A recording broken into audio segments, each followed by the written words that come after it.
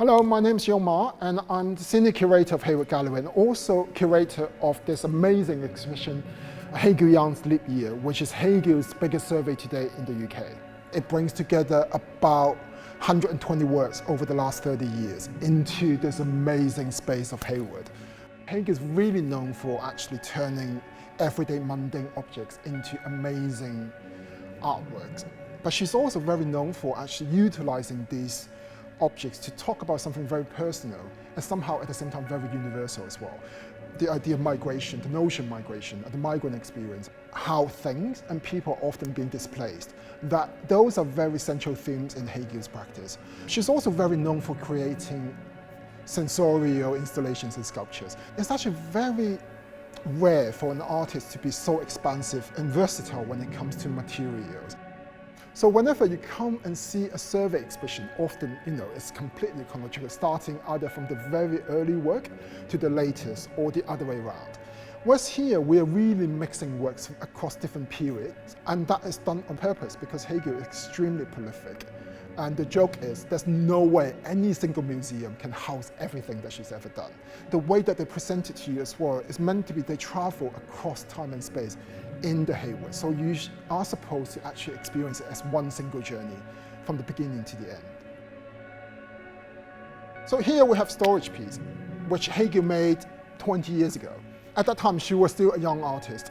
And as a sculptor, she really couldn't afford to store her pieces anywhere. She was going between different cities, mostly in Europe, doing residency, artist residency, which you are, as an artist, you are invited to go to a space somewhere, to stay there for a period of time, either to actually just do research or to create a work. At the time, she was also being invited to take part in quite a lot of exhibitions across Europe as well. So at one moment in 2004, a lot of those works were coming back to her from exhibitions, and she had to store them somewhere. Because she was doing residency, she wouldn't even have a permanent address anymore. She gave up her lease in Germany, and she couldn't afford storage at all.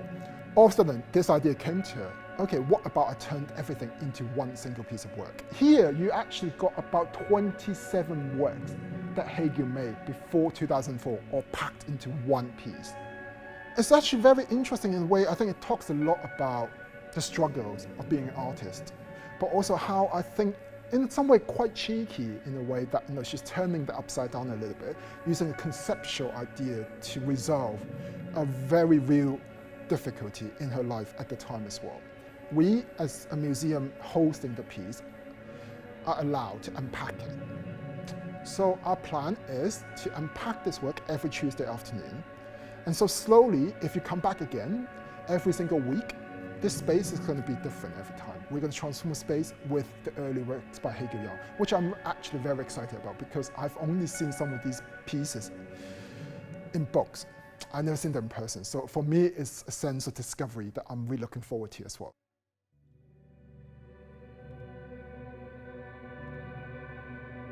Behind me, what you're seeing are a group of sculptures belong to a series that's called the Intermediate. So Haegue started working on the Intermediate since 2015. The basis of it is actually hers being interested in the traditional craft of basket weaving. So she and her studio actually visited an artisan, a master of this technique, and learned from this person and started making these sculptures together. Of course, basket weaving, especially when it comes to the traditional sense, they're made from organic, natural material. But here, Haegue's replaced them with artificial straws. So that is actually, again, in reference to the rise of globalized, mass-produced products, which you can see in a lot of her works actually throughout her career. And she's often actually combining this artificial sort of material with traditional techniques and also folklores and fairy tales and creatures that are abundant in those kind of stories that we hear all the time in different cultures. Right towards the end, there is a work that's based on a lion dance tradition. It's a costume of lion dance that's very popular in East Asia. And she's making it into sort of a mixture of different cultures combining into one work. And that's a very Haegue sort of approach, layering different cultures together in terms of creating her own language. The black tentacle creature that you can see here is called Imugi. And Imugi is actually a mythical Japanese creature. A creature that always wishes that they could be a dragon, but they can't, so they can't fly, so they're flopping a little bit. And she's turning it into this part of this installation that cuts across the other sort of figures and creatures that brings a sense of humor to this as well. This work, The Sonic Robe, belongs to her more recent series of work that is called the Sonic Sculptures. They're all made out of these small metal bells. So in Korean shamanism, the shaman would actually make their sacred tools out of these bells, combining that with hanji paper, which is Korean traditional kind of paper.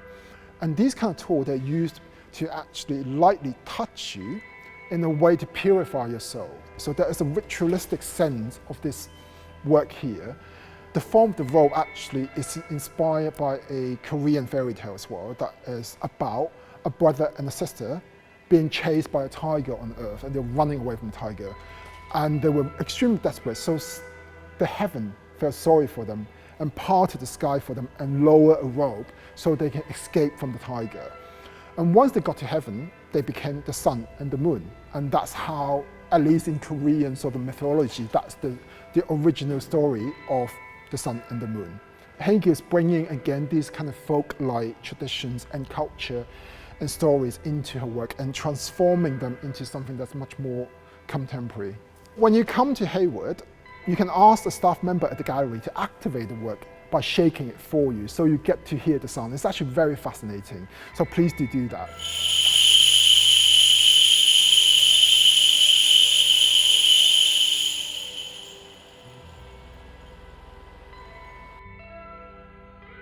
Here in this space, you've got many works actually coming from different periods in one single space. And you can really sense the idea of layering in this space as well, with the Venetian blinds acting as dividers, but you can also see through them as well.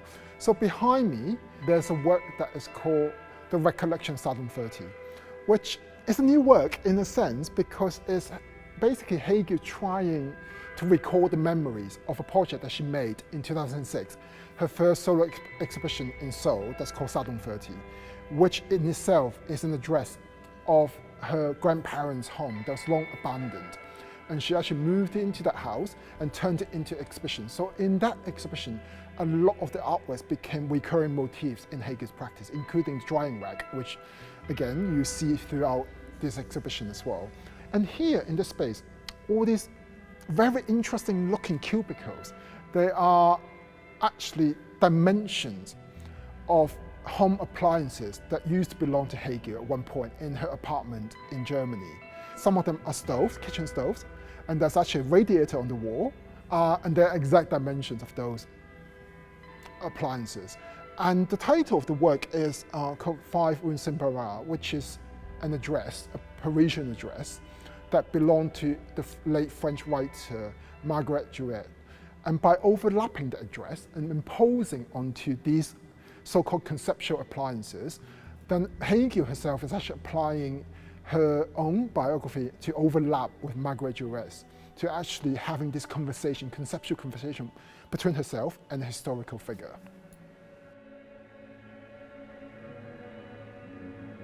Haegue is internationally known for her blind installation, and I'm really excited about this new installation that she's made specifically for Hayward and for this space as well. The work itself is inspired by the life and the work of the late Korean composer and political dissident Im Sang-yong. The work incorporates Im Sang-yong's composition that's called Double Concerto, which in itself was inspired by a Korean folktale that's about a princess and her husband, a cowhead. Once they got married, her father, the Heavenly King, was not happy about it. So they were punished and sent to live across the opposite ends of the galaxy. Of course, they were really sad, so there were tears every day, and because of that, they were flooding the earth. So the birds actually felt sorry for them and decided to help them out once a year. So they would form a bridge across the galaxy so they could meet in the middle. If you look at the form of it, it's like an ascending staircase, or even like a bridge that is going somewhere but ends at the middle of it. So it doesn't actually reach anywhere either. So in a way, Haegue is using this work to explore and to look at the tension and the relationship of the two careers in the contemporary society today.